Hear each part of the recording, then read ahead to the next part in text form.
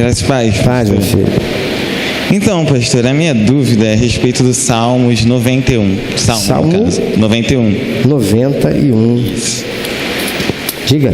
Então, uns dias atrás, a gente cantou aqui na igreja uma música baseada nesse salmo. E assim, alguns termos da música são muito assim, interessantes, mas eu desconheço.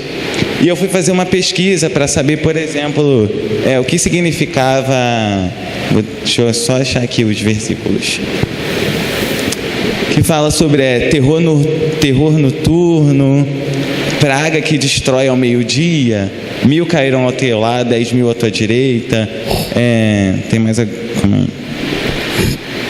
Acho que uma parte... pisarás o leão e a áspide. Então eu acessei algum site, fui tentar procurar alguma coisa mais específica para saber o significado desses termos, e eu achei uma pessoa que fez um estudo lá e ela falava sobre uma tipologia e uma profecia, que esse salmo, na verdade, não era simplesmente um salmo de proteção, mas que ele falava de alguns atributos que só Jesus tinha, das características de Jesus. E eu fiquei assim em dúvida, não a respeito se isso era uma tipologia ou não, mas a respeito mesmo dos termos, que são termos assim que eu desconheço. Então na hora que foi cantar a música, eu cantei a música, super legal. Depois eu pensei, poxa, mas eu não sei o que significa seta que voa ao meio-dia, eu não sei o que é isso. E eu fiquei... Sua pergunta é muito boa e me dá oportunidade para falar novamente algumas coisas que eu já tenho ensinado aqui na igreja. Era essa a questão sua? Você quer saber? O significado desses termos. Tá. Terror noturno. Ok. Pode sentar. É isso? A sua pergunta é essa. Irmãos, vamos lá. Se nós recebermos aqui uma pessoa dos Estados Unidos, nunca veio no Brasil, conhece nada da cultura do Brasil, e aí de repente alguém dissesse para ele assim, ele vai para um lugar de interior, e aí lá não tem energia elétrica, ainda há muitos lugares no Brasil que não tem energia elétrica, né? Sexta-feira eu fui lá na usina de lixo de Belfor Roxo. O telefone não pega lá, nem Nextel pega lá. Lá só se for rádio UHF de comunicação, né? Walk-talk. Mas tem muitos lugares. Então, esse americano, poderia ser de outro país qualquer, mas esse americano, ele chega num lugar e aí ele vira para outro assim, nós podemos ir pescar, e já é noite, porque ele está acostumado a pescar de noite nos rios lá nos Estados Unidos. Aí o brasileiro capial lá diz, não senhor, podemos não, porque tem saci pererê sorto aí, né? Ele vai dizer, saci pererê? O que ser saci pererê? Porque saci pererê é um personagem do folclore brasileiro. Não tem saci pererê nos Estados Unidos. Na cultura, no folclore americano, não tem saci pererê. Isso é uma coisa do contexto cultural da vida do brasileiro. Entendido isso? Então, para ele entender o que é saci pererê, ele vai ter que conhecer a nossa cultura. Sim ou não? Sim. Quando você for ler a Bíblia, principalmente o Antigo Testamento, embora o Novo Testamento também, mas sobretudo o Antigo Testamento, se você não pesquisar, não procurar conhecer o contexto da época, para o que está, você não vai entender o que está sendo dito. Então não vou assim descer a fazer digressões, me aprofundar demais nesse texto, tá bem? O que é, por exemplo, terror noturno? Terror noturno para a gente, o que é terror noturno? Né? Vamos lá, o que ele fala aí do terror noturno? Paraná, Paraná, Paraná, Paraná. Acha aí para mim, por favor, o texto. Verso 5: não temerás terror noturno. Quem aí tem na versão espanto noturno? Espanto noturno, terror noturno. Alguém tem alguma outra expressão aí? Não te assustarás à noite. É isso? Como é que está aí? Não te assustar. Então é terror noturno. Mas eu estou falando que não tem uma expressão terror noturno, né? A minha aqui, por exemplo, fala: não temerás espanto noturno. Alguém tem uma outra expressão diferente? Qual é a sua aí? Não temerás a escuridão da noite. Então, o que era terror noturno naquele tempo? Para aquelas pessoas. Irmão, terror noturno naquele tempo significava a noite chamada sem lua, que é a noite de lua nova. A gente olha para o céu, não tem claridade. Você coloca o dedo, você não enxerga. Fora da cidade, na roça, você coloca o dedo aqui, ou você não vê o dedo, não é? Imagina o que é você andar numa noite com uma lamparina ou um lampião com vela e vela de pano e azeite, que só ilumina aquilo por aqui. Você passa perto de uma árvore, a lâmpada, a chama, ela fica assim, não fica? Fica, né? Sabe o que faz com aquela árvore? Faz aquela árvore se mexer. Você anda, você olha para lá, não está sendo iluminado, ela está pegando um pouquinho da luminosidade dessa lamparina aqui, tá certo? Desse lampião aqui, que a chama faz isso. Você olha para lá, você vai ter um susto, porque parece que é um fantasma, é um negócio, porque a árvore não se mexe. De repente tu olha para lá e está vendo um negócio grandão, com os braços grandes, fazendo assim, ó. Naquele tempo ninguém ia achar que era dançarino de break, não é? O cara vai andar de noite no escuro, irmão, era um negócio muito sério.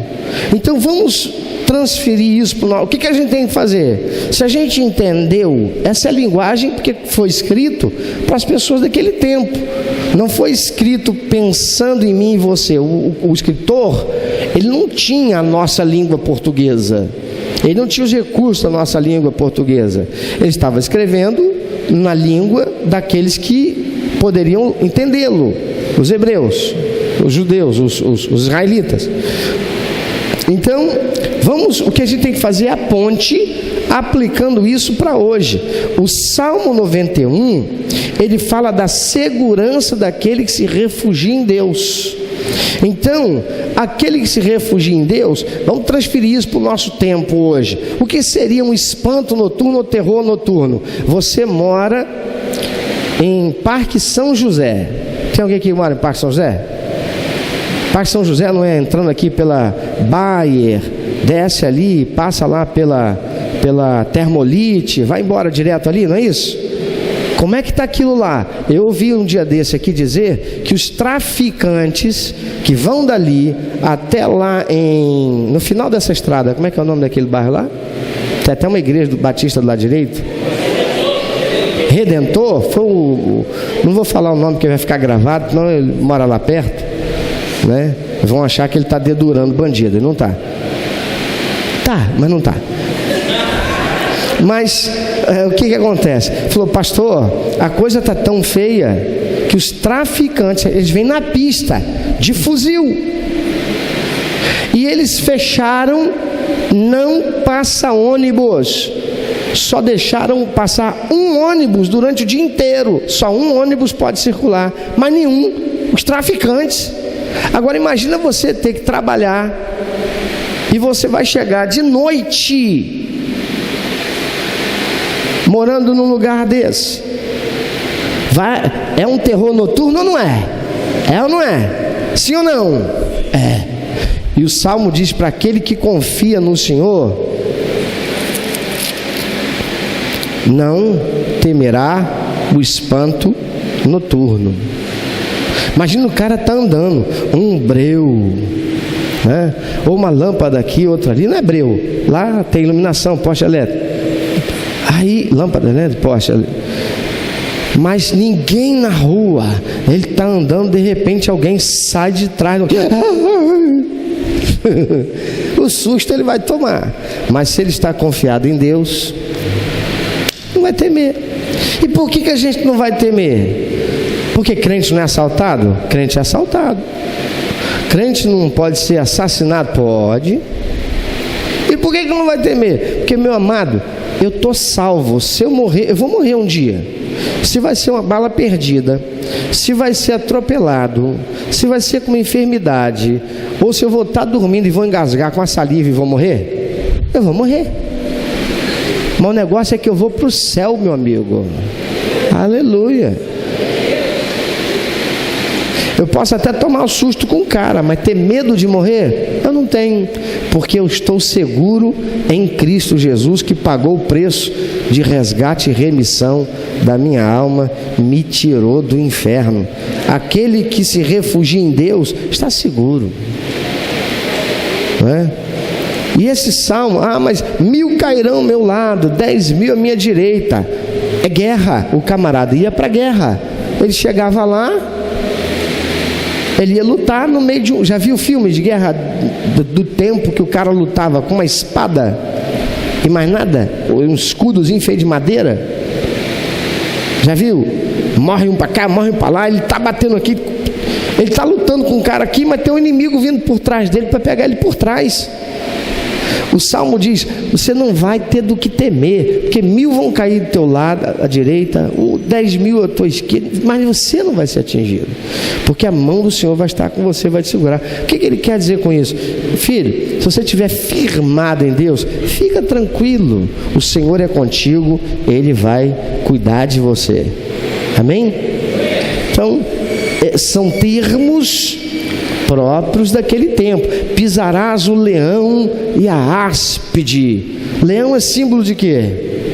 Força. O inimigo pode ser o inimigo mais forte e poderoso que você. Davizinho estava... Esse salmo aqui faz lembrança de Davi. Davi está lá e vem um gigante, quase 3 metros de altura. O cara era um leão para Davizinho. Então pode ser o inimigo mais forte, mais poderoso que você já enfrentou, que exista. Ou pode ser uma áspide, uma cobra, uma pessoa que se faz até seu amigo, está aqui no nosso meio, mas é um traidor, é um traíra, é uma víbora, sabe? Ardiloso para pegar você. Você não tem que temer, porque o Senhor vai estar contigo. O Senhor vai usar você e na tua fraqueza o poder dele vai se manifestar e aquele leão vai ser derrotado. O Senhor vai estar contigo e aquele que é cheio de ardis satânicos, malicioso, para vir para te derrubar, ele vai ser desmascarado e você vai ser preservado. É isso que o texto está falando, usando termos próprios para aquele tempo, de modo que as pessoas pudessem entender. Ok? Não entendi. Versículo 5. É o que nós acabamos de ver. Não temerás espanto noturno, nem seta que voe de dia. O que é seta? É flecha. Né? Tá bom? Tá joia?